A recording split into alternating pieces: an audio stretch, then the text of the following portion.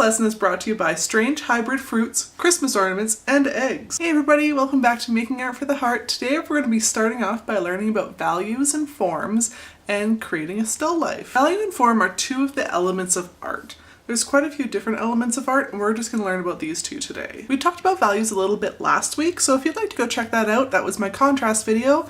I'll have a card pop up here so you can check that out. So what is value? Value is the relative lightness or darkness of a particular color, and it's easiest for us to imagine this if we take a painting from color to black and white. All I've done is taken this photo and converted it from the color that I painted it in to black and white with the basic photo editing software that comes installed in my computer. And if you take a particular color and focus on it, then you can see as it transitions from color to black and white that it carries a specific lightness or darkness about it. Even without adding white or black, different colors will carry different values. So if we take a look at this color wheel that we did a couple weeks ago, we can see a little bit better evidence of that. Take a look at the purple and take a look at the yellow.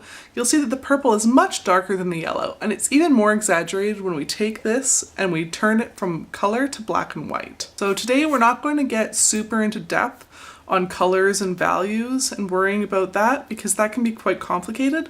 Today we're just going to worry about black and white and learn the very basics of value. So the next thing we're going to learn is form. Form is our ability to sell the illusion of a 3D form. Obviously we're painting a 2D object on a canvas and we would like to make it look as if it has a 3D form. And we use values to really sell that illusion. So let's talk a little bit more about values. Nature has an infinite number of values. This becomes really evident when you try to paint something from real life. You'll see that you're limited by your supplies and your own brain's ability.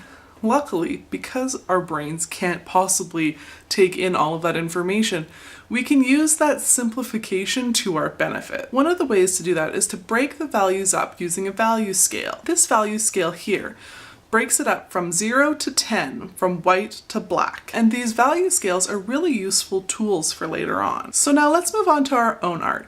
We're going to be creating a still life using something from around our house. In this case, we're going to want to find something round.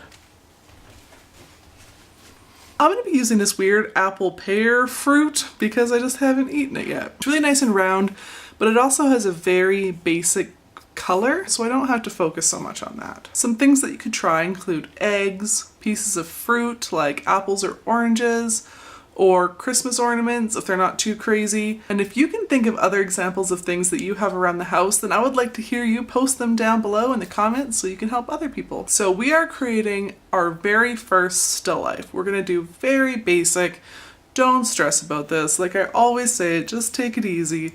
We're just gonna have fun creating something from real life. If you don't have any paint, then you can do this with a pencil. So start off by setting up your object somewhere with decent light, but it also should have a shadow. So use a lamp or other light source to illuminate your object so it has a shadow, or just set it up beside a window. Then get out your piece of paper, canvas board, canvas, piece of MDF board, or whatever you're using to paint on. I'm using some canvas paper and I'm just gonna tape it down to my table. I'm going to be putting together a video of alternative things that you can use to paint on, so if that sounds useful for you, make sure you go ahead and subscribe. If the object that you do choose happens to be colored, then I want you to only paint it in black and white so you can really focus on your values. First, we're going to draw out the shape of our object. So step 1 is comparative measurement. This is where you're going to use a pencil and hold it at arm's length straight up to measure the shape of the fruit. How not to do it is to tilt your pen forward, because then see how long it is this way, but you tilt it forward and all of a sudden it takes up a whole lot more space. And then if you move that and trace that, then you're going to have your proportions off. So make sure you hold it candle way, like you're holding a candle, try not to get wax drip on you, and then bring that over and transfer it over. Once you have all that done, we'll move on to step 2. Step 2 is completing the outline of the shape, using those points that we just drew to connect the outside marks. So step 3 is to outline the cast shadow. The cast shadow is the shadow that the object is casting. So use your pencil to measure out how far the shadow goes and how thick the shadow is, and draw that out. Here we have the shadows. See how my apple has 2 different shadows? So I added those 2 different shadows in there. Next, we're going to draw the outline for the core shadow. This is the main shadow on the object that we are painting. So because my object isn't perfectly round, it's got this, it comes down and it kind of swoops down like that. So I made sure that I put that in there. Great, now that we have that all drawn out, now we're going to use our paint to put in the different values. I want to point out that not all objects have a pure white and a pure black, so it's important to pay attention to our actual still life. But for simplicity's sake, we're just going to go with this. I use a glass palette taken from a dollar store. If you want to check out my supplies video, it's up on my Patreon. Alright, so step 6 is starting from the darkest part. We're going to paint the thin area where the sphere meets the ground. This is called the crevice shadow. This is always the darkest part. Then we're going to paint in the cast shadow with paint color number 5. We're also going to paint the core shadow with paint color number 5. We're going to paint in that reflected highlight with paint color number 4, just very thin where I'm showing you. So objects, if you'll see on your still life, will reflect a highlight back from the object that they are sitting on or sitting next to. The back of the sphere isn't necessarily the darkest part. Step 8 is to paint in the midtone with paint color number 3. The midtone is everywhere around the highlight that isn't exactly the highlight. Step number 9 is to paint in the light section with paint color number 2.